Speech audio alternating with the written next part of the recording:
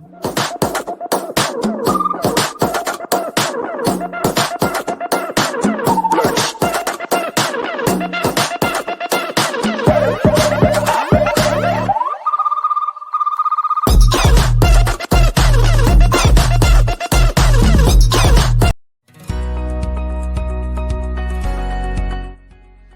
often get asked, why am I different? I don't honestly know I'm not the same in anything. It's a lot easier for me to speak about the similarities because there are so few of them opposed to the differences. I'm different in every single way. I'm not woo-woo, I'm not attaboy, I'm not find your power, be in the love, I'm not any of those things. I am outcome-driven, results-oriented, really, really focused on getting your business sustainable and successful. So I often get asked why I don't smile a lot, and it's because I take your investment and your time and your resources very seriously. So we actually have real metrics. It's not get on the phone and chat and tell you how beautiful you are today and talk about your trip and things like that. Yeah, there's some of that because that's just building rapport, but there's really, truly results-driven metrics on getting your business launched and up and successful and what's next and figuring out a trajectory report, figuring out a pathway, and more than anything, a blueprint or a roadmap. So you go, oh, this is what I'm supposed to be doing, or hey, I'm ahead of the game.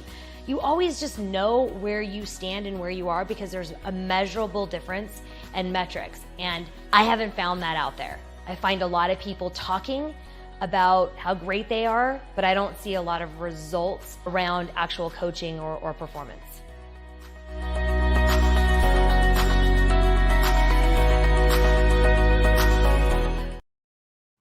Hey, welcome to Leaders Lead, the podcast.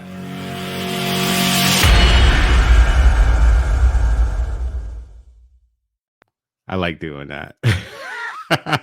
Hey, I'm super stoked. I got Stephynie Malik in the house. She is the CEO of SMALIK Enterprises. I hope I got that right. If I didn't, Stephynie, do not kill me. Welcome to the show. Hi there. Thank you so much for having me, Tony. It's actually SMALIK Enterprises. SMALIK. I knew I screwed that up. That's okay. Sorry. I'm super excited that you are here. I'm super excited you said yes. Well, how could I not with that amazing intro that you did? I think it's kind of cheesy, but I just started dancing. I was like, yeah, let's go. I saw you. I was gonna pop you back in there, but yeah, I did a really deep dive on you, Stephynie, and I just started fanning out. My wife was like, "What are you doing over there?" And I'm like looking at all of your videos, and I ran across a post that you did, and it made me cry. It made me cry, which is not, if anybody is watching it, like, oh, fucking Tony's always crying. But I read it, and do you mind if I read it? No, not at all. All right. I guess I should have told you what post it was, but it goes like this. This little girl is me. She was 3 years old when her father drowned. Her mother had a severe, untreated mental illness following that tragic event and was hyper abusive. This little girl spent her childhood mostly on her own and was fully emancipated by the age of 15. She was frequently homeless, had no family support, always worked multiple jobs to pay her bills and save for the future. She had a bad attitude and a chip on her shoulder towards everyone and struggled to finish high school. With no guidance, she chose the wrong husband and became a single mother at 22 years old. Her own decisions in life clearly made her family disappointed. She was on her own support system. She was her own support system and her daughters too. Each day was a struggle for a variety of reasons. She understood why or how. She didn't understand how or why she deserved to be in this position, but she had hope for a better future and that her life would turn around. After several odd jobs to many false starts, she started climbing the corporate ladder and overcoming the Great Recession. In 2002, she started her own management consultant firm. And in a little under a year, it became a global consultant firm. She has worked with thousands of inspirational leaders, top athletes, high performers, and huge names around the world. For 16 years, she remains involved as the chairman, advisor of Malik Co. Today she is the CEO of SMALIK Enterprises. I said it right that time. Entrepreneur, business strategist, and crisis expert. Why am I sharing this story? Because 70% of the girls feel more confident about their future after hearing from women role models. If I can turn the obstacles into opportunities, so can you. That hit me.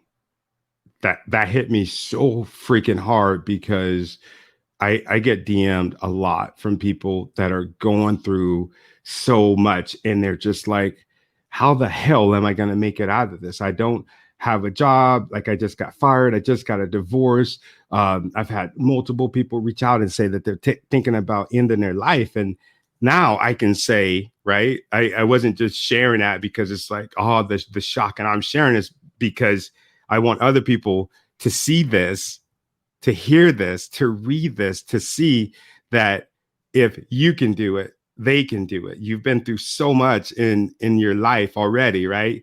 And I think you're special. I know you're special. So I don't know, man. I'm getting chills just talking to you right now. Like what were you thinking? Was it hard for you to write that? You know, let me tell you something. That's the first time that it's actually been read back to me. So that actually made me a little emotional.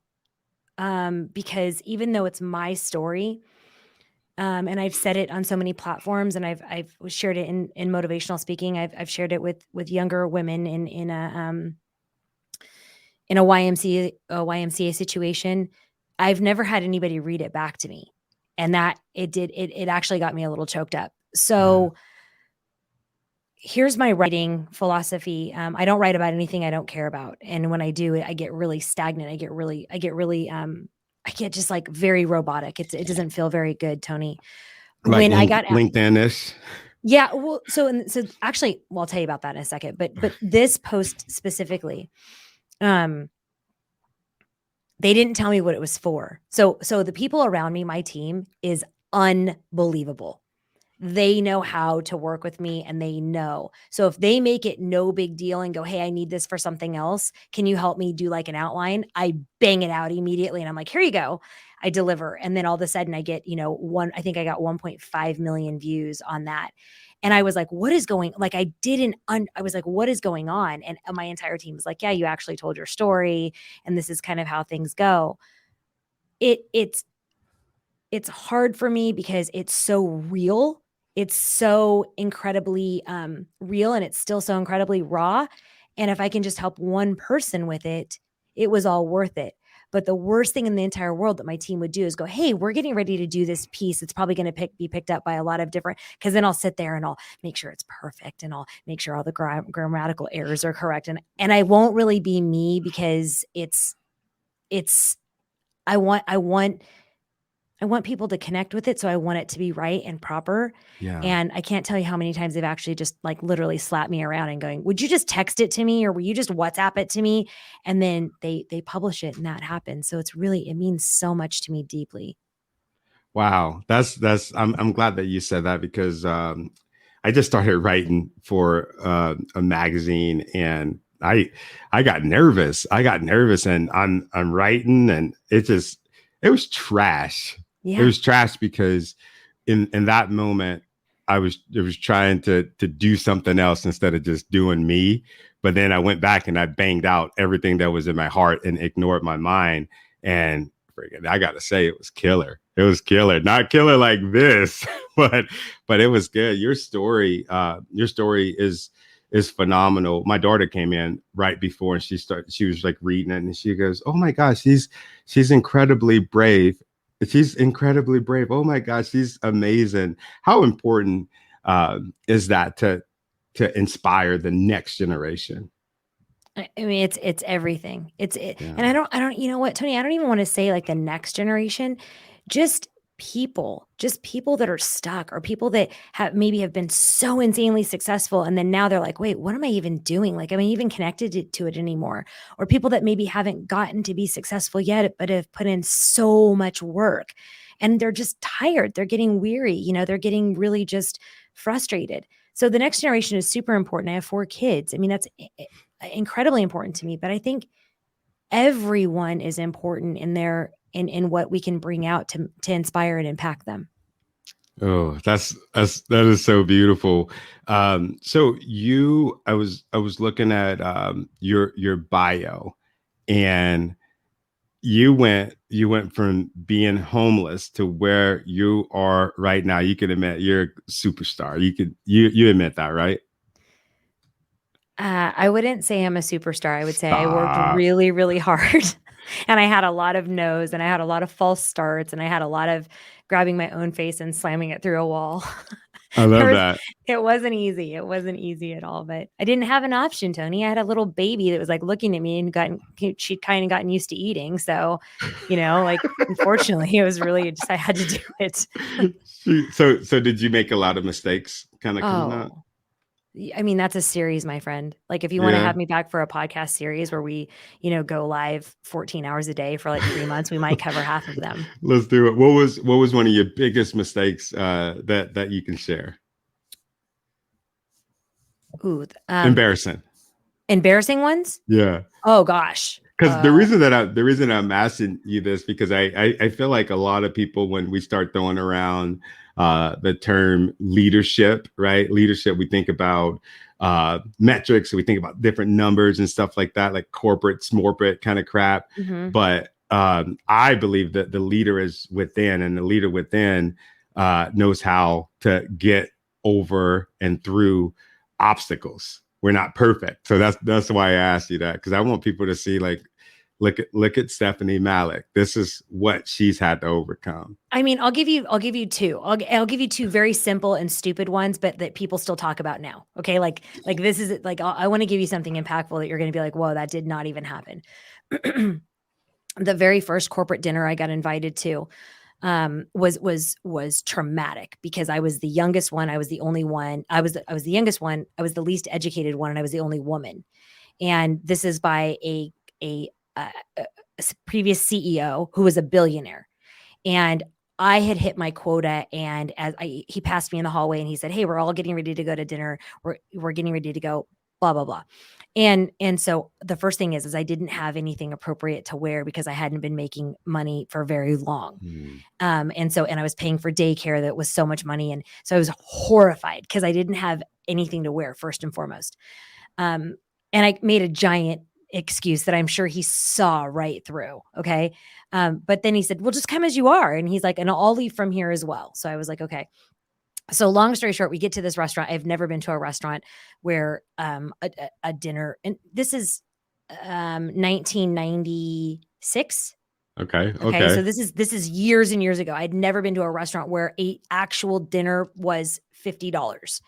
Like, it was $50. And then there was things that were on the side that said sides. And I was like, wait, the whole dinner doesn't come? Like, and then these are, That's a lot of money right there. I mean, I was sweating. And then I was like, do they pay for it? Do I pay for it? This is going to be horrible. Like, I couldn't even get my head around it. And so this place, Tony, was a place where all the waiters serve at the same time. Have you seen that? Like, where they all come and they set the plates down at the same time? I've never, only at a wedding. Okay. It was very wedding style. Correct. Yeah. Okay. Yeah. And so I'm sweating and I'm like a complete mess. And this woman brings over this really beautiful like cup, and she sits it down next to me. And then there's water, and then there's another water, and then there's a wine glass. And so I'm like, what the hell? Everybody's sitting there talking, and I'm like getting ready to talk next. And I reach over and I grab the thing that I thought was a glass, and I start drinking it. And it was a finger washing bowl. Yeah. Oh my God. Are you serious? And I'm drinking it, and everybody turns around and looks at me. And I was like, I didn't know what to say or what to do. And then the lady next to me, who was a server, she was a server. She was coming up behind me, and she like tilted my arm back. And then she's like, "I am so sorry I put that in the wrong place." And she reached over me and she took the cup away from me and then replaced it with another cup that looked similar. So it looked like she made the mistake and I didn't. It was horrifying. To this day, it still comes up. Remember when Steph drank out of the finger bowl? I mean, it was hysterical. Who would know that? I would know. I would do the same thing. I didn't know it at all. The second worst mistake that I've made that probably a lot more people can identify with was Siebel Systems, which was purchased by Oracle, was my first large client for Malico. And I was referring to SAP as SAP. And I did it everywhere. I said, SAP. And everyone was like, that was fun. Oh my God. What about, I was going to ask you, we were chatting before, we were talking a little bit about public speaking, and I shared with you that I was afraid of public speaking, and you said that you were too. Yeah. So Tony, I had given this presentation no less than 50 times. I had given it backwards and forwards. I knew it really well. I was kind of the go-to. It was around a technology system that was actually open source code. We were one of the main emerging markets on it. I knew this backwards and forwards. I had given it so many times. And I got up, they asked me if I would do it. And I said yes, because I needed to practice my public speaking anyway, because I was getting ready to do an informational workshop for my company. And I went up and I had the little clicker thing and I looked out into the audience, and you're supposed to pick a person in each kind of section. I did that. I got my people and I was walking back and forth and I was presenting it, and there was 32 slides and I was on slide 16. And all of a sudden I was walking and I was like, I literally was like, am I having a stroke? Oh man. And I was like, my knees felt like they were going to buckle. And I was looking at the slide, and the slide got wavy. And I was like, oh my gosh, I am not passing out right now. That's not going to happen. Like, there's 3,200 people in the audience. I'm just not going to do it. And I felt like the little beads of sweat. And I kept trying to go, what is wrong? What is wrong? Is it hot in here? No, it's not in here. I started doing like a body audit. Wow. And I was That's like, incredible that you were like getting ready to go someplace and you were like already kind of going through like your systems. Yes. So, and I'll tell you about that as soon as I'm done. It's happened 3 times and I've done it 3 times, but I'll tell you that this happens. I have the thing in my hand and I'm like, would you give me 1 second to this entire audience? And then I turned and I don't remember anything else except for waking up with like 4 smoking hot, like EMTs over the top of me and praying to God to die. That was pretty much it. And I didn't present again. I didn't public speak again for 12 years. Wow. That sounds pretty traumatic. Has it gotten easier for you now? Because I see you all over the place on podcasts. I think I've seen a couple slides where you were presenting, and you're an amazing public speaker. Well, thank you so much.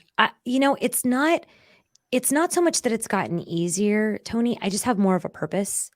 So if people ask me to come speak and they, it's not about money. So when people ask me to come speak and they'll say, hey, will you kick off with this technology? And maybe I don't believe in the technology, or maybe it doesn't align. I will say, thank you so much for thinking of me. I can't tell you how much I appreciate it. I feel like Tony would be so much better suited for this because he's done this, this, and this. So while Hook it up. Yeah, right. Exactly. And I do it a lot. I probably only say no to or yes to 50% of the speaking engagements because I'm still a little nervous or a little shaky about me being heavily aligned with it. I haven't graduated to the place where I could just take any engagement and be like, let's do this. Yeah, don't do it. Yeah. But I mean, for kickoffs, like sales kickoffs and global kickoffs, and then like a lot with schools or learning disabilities and learning differences, because a couple of my kids have those. And executives struggling with ADD or ADHD. Like, I have a lot to say on those topics. So I'm happy to do those type of speaking engagements. Oh, that is beautiful. So it's like you have to, there has to be a purpose, and it has to be aligned with not just your head, but your heart. I'm the same way. I can't do something that I don't care about. I can't get on a stage and talk about profits because I don't care about profits. I care about people. I'll get on the stage and go for hours and hours talking about how we should serve our people, how we should be better leaders, how we should be in the trenches, how we should get out of our office. I can get on my soapbox, but I can go on and on about that. But when it comes to like numbers, I just kind of go, but yeah, how important is that to say no? How important is it to say no? Yeah. It makes me so happy that you asked this question. So nobody's ever asked this question before. I know you like to say no. I told you I did a deep dive. I did a deep dive, Stephynie. I do. But Tony, let me tell you, okay, here's the thing. It sets it up for later. Like it's disingenuous to say yes to something. Okay, like let me just give you, I do everything by example. Okay. So in the middle of the pandemic, there was a company that got really well funded, very, very well funded. It was a Bitcoin company. And I fell in love with the founder. I met him on an airplane a couple years back. He was telling me what he was doing. And he was just, I mean, he was exuding like, just, this is why it's different. This is what we're going to do. And he was so happy. And I was like, that is awesome. Like, I'm so happy for you. You know, give me a call. Here's my card. Let me know if you need any help with like talent strategies or diversity, equity, inclusion. They were really worried about this. Or 4 like 35-year-old white dudes. And they're like, how do we make this like so inclusive and so diverse? And I'm like, you know, call me. And so he calls, and he essentially, you know, I won't tell you how much, but it was a significant number for me to come and coach his executive team. And I met with them and I did a consultation with them. And here's what I found out. They needed a lot of help around soft skills. So around EQ and self-awareness and self-actualization, but they also needed understanding roadmaps and methodologies into what the customer would be for this specific Bitcoin. I don't know about Bitcoin. I don't care about Bitcoin. I couldn't be less interested in Bitcoin. I'm not going to just take your money and teach you or guide you through this aspect of your business. A business is all inclusive. It's all encompassing. When people say business isn't personal, BS. It is absolutely personal. Oh yeah. So I just told him, I said, I'm not spinning you. I want to be involved, but I'm not going to have you pay this amount of money. You know, I take 3 clients a year in this space. I'm not going to have that and not have every single expertise, and not only have not that, but not have the resources to call upon for that. And so we were able to get somebody in, and I said no. The other thing I've said no to recently is NFTs. So many people are calling me about NFTs. I'm like, give me a minute to catch up, because I don't know. Like, what even is it? Right. I'm like, I when I take somebody on as a client, Tony, I need to have failed so many times in that area.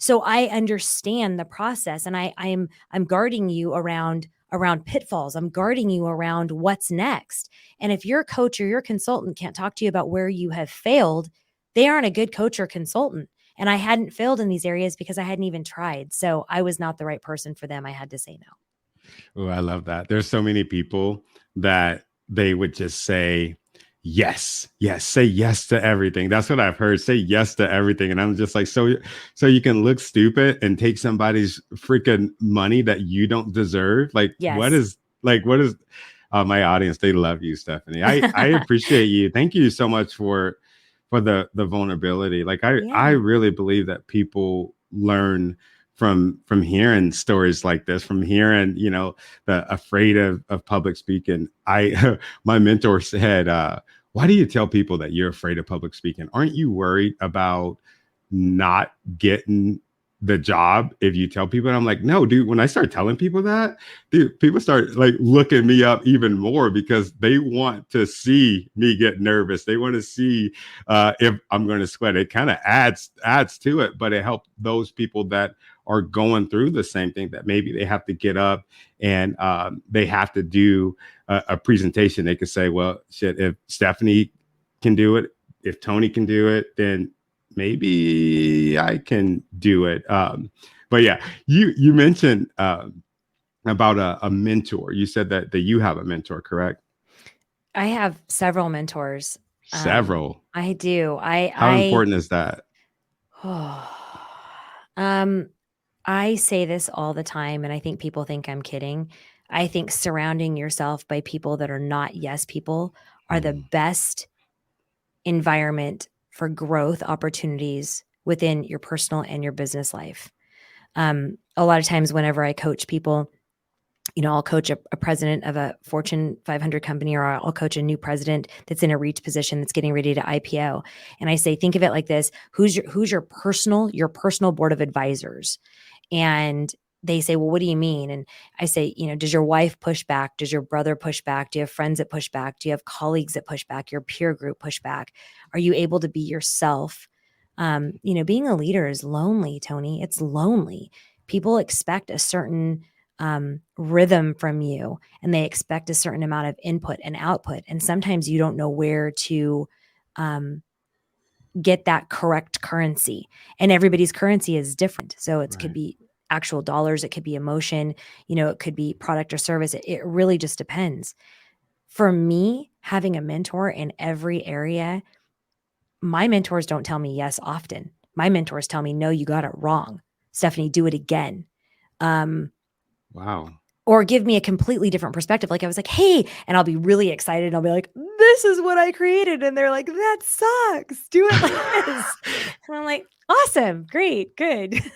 Yeah, I love that. I think that's super dope, because it seems like the people around us, they'll say, oh, I love it. And they think that it's support sometimes, but then I'm just like, you totally just told me that was nice and that was dope. And I went out there and made a damn fool out of myself. Like, come on, man. I need that.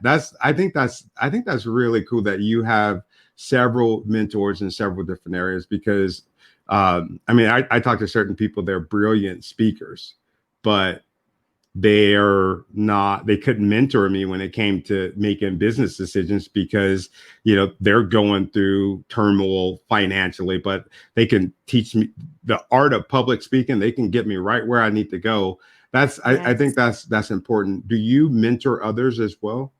I do. And thank you for asking me that, Tony. Actually, UNC Women's Athletics just actually had me come back for a second season. So Forever Tar Heels, for UNC Women's Athletics, we have a mentee that they do a personality match and a corporate match to see, who would best fit with you. I do that. I sit on 3 boards, and I ask for an employee that's either struggling or somebody who's not living up to their full potential. I do that as well.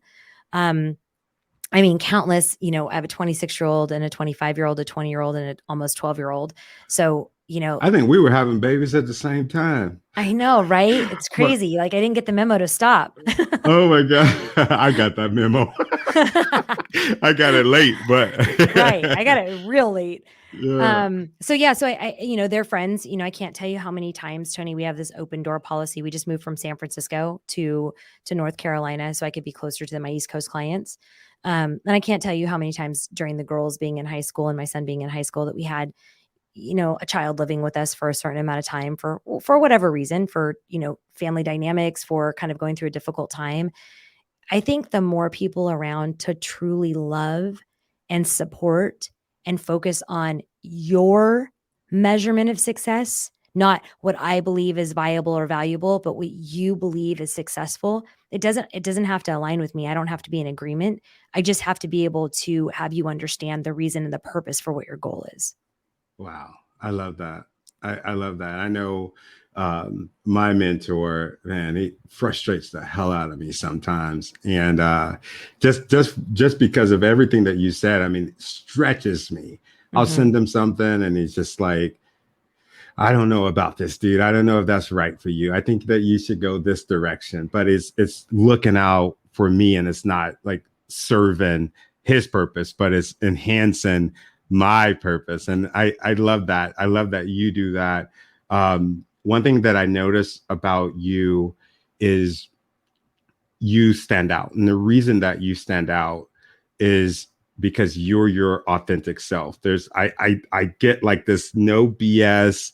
This is who I am. I don't need to fit into this mode. And it's one thing that I talk to my wife about this quite a bit, because she was in property management and they expect her to like get up and be like a cheerleader or yay and just like do this thing or like dress a certain kind of way. How important is it for you to be who you are? So that obviously, so here's what I don't want. I don't want listeners for you, Tony, to say, oh, that's so easy. Like it's no big deal. Just act yourself.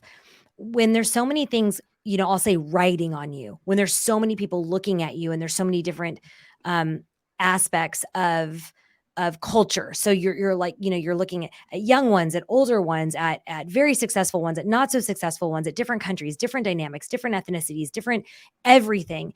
You're kind of always playing with yourself going, who really am I? Or who really am I to this group? How important it is to me. It is incredibly important. How incredibly important for me to be able to evolve is even more important. So my mind can be changed. I'm very thankful. When you look at my social media, there's not very many naysayers, not very many, but there are naysayers. And my team is amazing. They will literally throw it over to me. And I'm like, you know what? Let me think about that. And my mentor told me, you're the only person that I know that does that. Usually it's just a quick fire back and be like, well, this is what my opinion is. But I don't. I want to meet that person where they are. And I want to go, do I have that wrong? I'll give you a great example that we probably will have a conversation about, but like Black Lives Matter. Okay. I came from San Francisco, like Oakland area. Like my friends are Black and Indian and Asian and white. Like my children, I don't see color. I never have, but that wasn't right. Like whenever people were going Black Lives Matter, I was like, but don't all lives matter? Because and I had one of my great Black friends go, Stephynie, take a step back. And then he kind of gave me the history and the oppression and the overall information of, no, you're darn right. This actually matters. And I need to change not only my stance, but my voice on what this was. It wasn't that mine was bad before. It just, I maybe wasn't nearly as educated on what the actual movement meant and what it meant to people of color. I just didn't know. And so I'm able to change and evolve and actually use that voice. And I get it wrong sometimes. For certain, I get it wrong sometimes, but I'm always listening and I'm always willing to hear people out. But I'm also very willing to say, thank you so much for sharing that with me. And I still stand. I might steal that. I like that. Thank you so much for sharing that with me. And I still stand. And here we are. It happens a lot on Friday night with my kids when they're like, I've done these chores and I've done this homework and this teacher said how great I am. Am I still grounded? Yes, love, you are still grounded. And I love you so much. And I'm so proud of you for showing up and doing exactly what you're supposed to do. There's no reward for that. Oh my God. I love that. I think it's really inspiring. The way that you shared the story on the Black Lives Matter and the fact that you are able to evolve, because I feel like a lot of times we get stuck. We get so stuck in our beliefs, we don't change. And a lot of people think that they're supposed to like hold the freaking line. And was one thing that I noticed about leadership, like leading in my life, leading in the lives of my family and the people that work with us, for us, is you have to change, because there are going to be like moments that come up that you can't go into every moment thinking the same that you did yesterday as you did today. So that's really beautiful. So the people that are watching this right now, and they just like, I want to work with Stephynie, right? Because that's what's going through my brain. I want to work with Stephynie. How do I work with Stephynie? Who is the person that would work with Stephynie at SMALIK Enterprises? So Tony, we have 3 lines of business. So we have business consulting. This is what I'm going to say. We've helped businesses from $2 million in revenue to $4 billion in revenue. Our sweet spot since Corona has really been $2 to $50 million.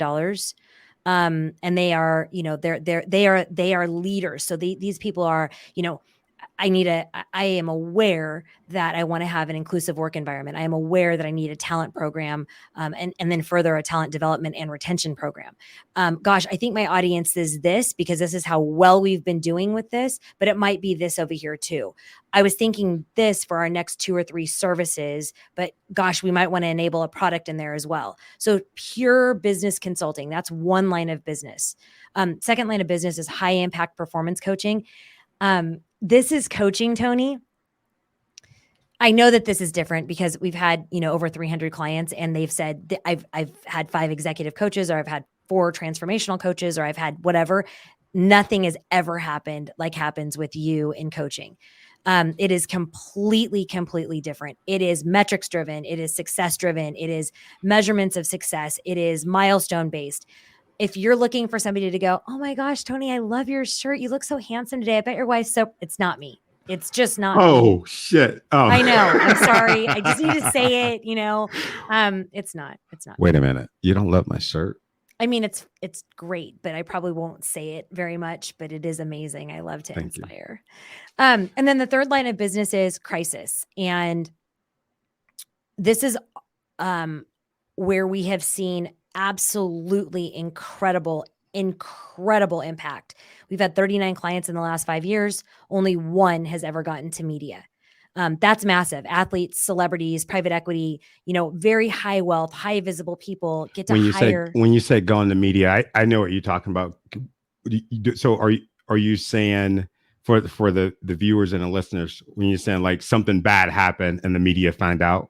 Yeah. So you make an error in judgment, and then all of a sudden there's paparazzi. All of a sudden you have to hire a PR team and spin your story. And, they're showing up at your kid's school. They're showing up at your wife's work.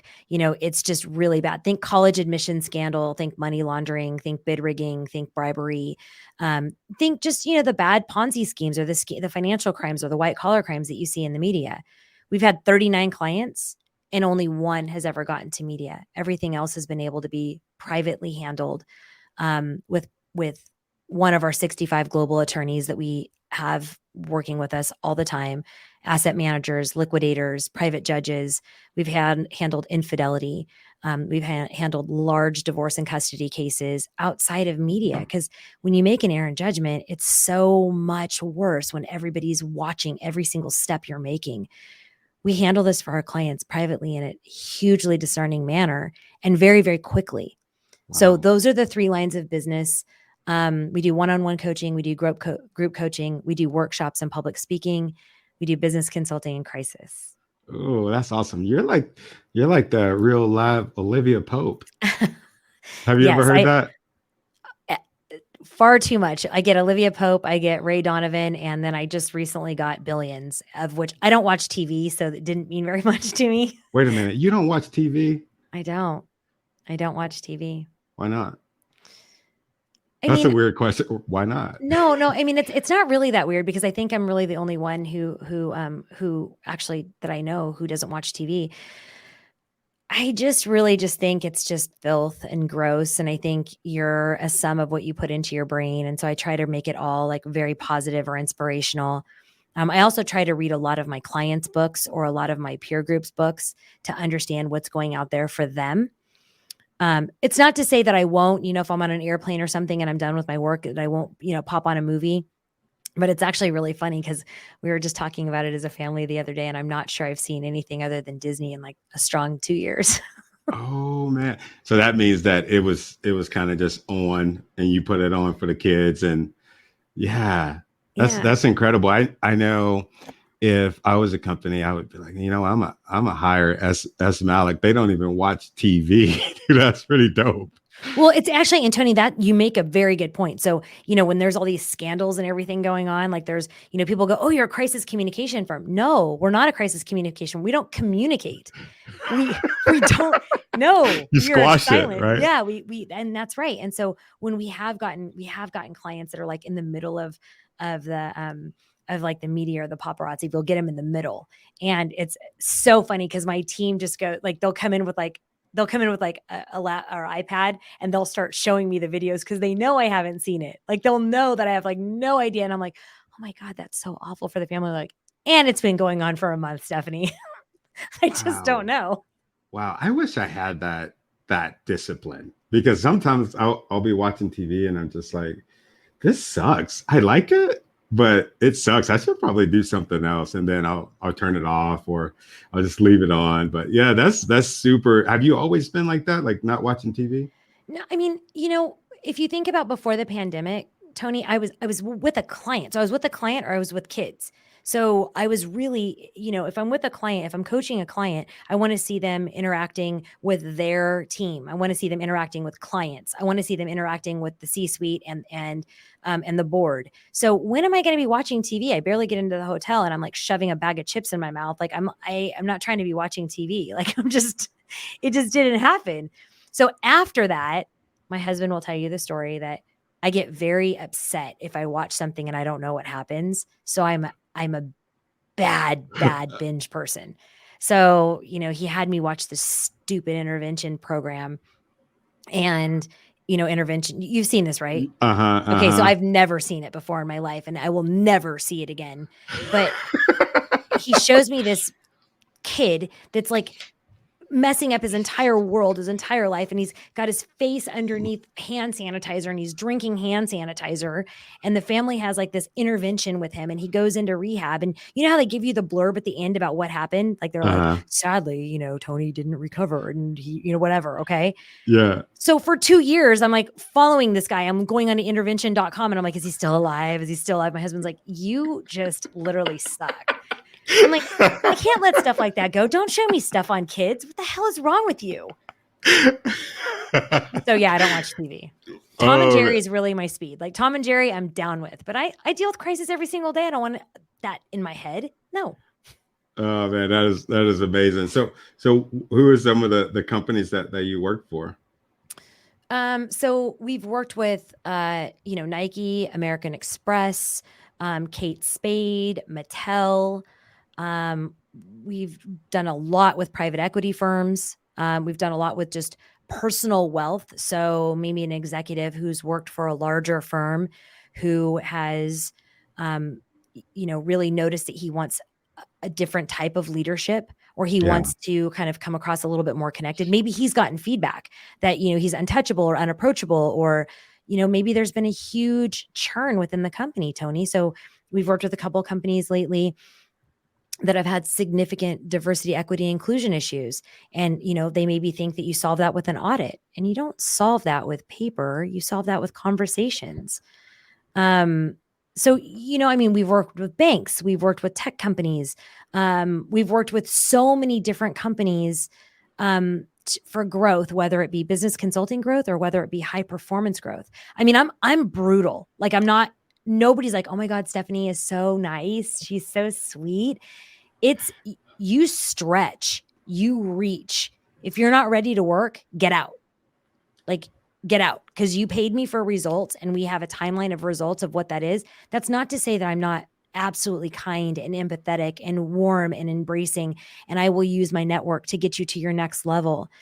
But I will never work harder than you work. So show up and do what you're supposed to do. And I don't know if you saw my post yesterday, but for crisis, mess up, fess up, clean up. Don't pay me a retainer and then look at my face and lie. I'm on your side. Like I'm here to help you. I'm here to move you through this journey in a fashion that is not public for your family and for your children and for your husband or for your wife. Help me get there by being truthful and honest. Just help me. Like, let's do this together. It's a team. It's a partnership, but it's not overly easy, Tony. Oh man, I love that. I love that you said that, because I think a lot of people in those situations, oh, it's going to be okay. I'm going to take care of everything. You're saying, you screwed it up. I'm going to show you how to do the work, and you're going to fix it. Right. Right. And you're going to fix it. And a lot of times fixing it might mean connecting with people. Like, I recently started the podcast Spin It, and people were like, oh, kind of what you do, like you kind of go in and spin it. No, what I'm spinning your obstacle into an opportunity. And that's really what's happening. When you talk to my previous clients, or you talk to them now 2 or 3 years later, which was the worst time in their entire life. They had been fired, they had been divorced, they had been caught cheating, they had taken money. Now they're like, God, you just gave us a totally new perspective. It's not that we didn't do it or that we didn't have a consequence around it, but there was so much growth in that prospect. There was so much incremental. My wife and I are better, or my husband and I are better, or you know what? My son called me from college and we spoke for an hour and he didn't ask me for anything. We actually just spoke. There's no better job in the world than that. Wow. I love that. I love that. As far as I was going to ask you, as far as your legacy, when it's all said and done, what do you want people to remember, say, feel about Stephynie Malik? So it's not going to knock your socks off. It's It's really okay. going to. As long as it's real, it's okay. I want to be remembered as a present, loving, caring parent, opposed to anything in the entire world. I think I'm doing a pretty good job because my kids are like, good God, everywhere I am, there you are. But it's really, really important to me, even when I'm disappointed in them, when they make big mistakes, that they know that their behavior was disappointing, but they will never, ever be anything less than just the loves of my life. I want to be remembered as completely integrity driven. And some of the things we get back from clients now literally choke me up.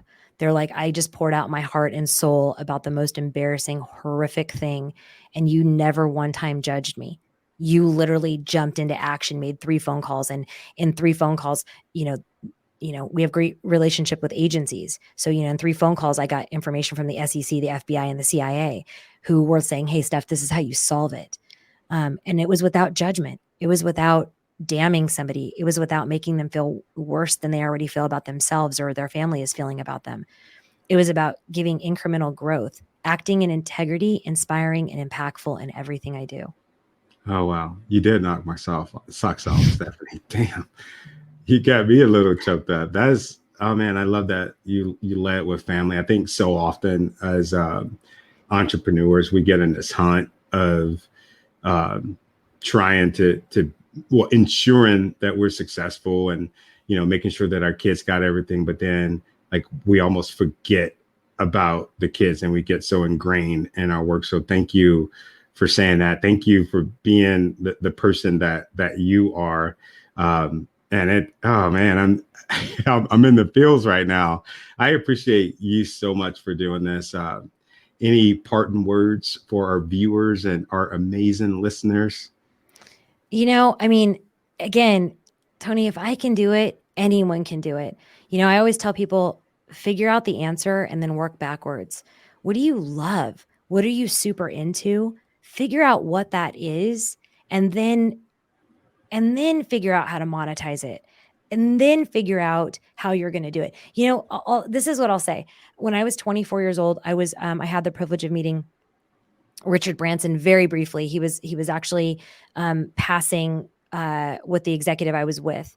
And I remember him telling somebody something, and it has stuck with me all the time. He said, every single opportunity that you believe in your heart and head will be an opportunity that you believe. So you have to believe it, okay? That you believe will be an opportunity. Say yes to everything and figure out the back end later.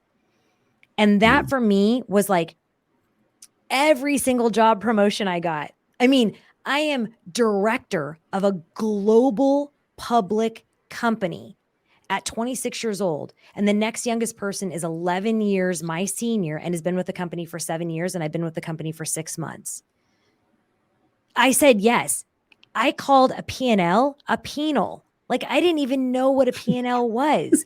When they said intranet and internet, I was like, oh, guys got a speech impediment. Like I didn't know anything, but I figured it out and I was honest and I was humble and I was like, hey, you guys, is there a way that you can help me work this out? And then Tony, I would give credit. I would say, Tony was so amazing. He gave me the opportunity to learn this. And you guys, if you get an opportunity to work with Tony, do that, because he really, he said it in a language I was able to easily understand and then further explain to others. So just be humble and be kind, be integrity driven, raise your hand when you don't know somebody and ask somebody. And that's how I lead.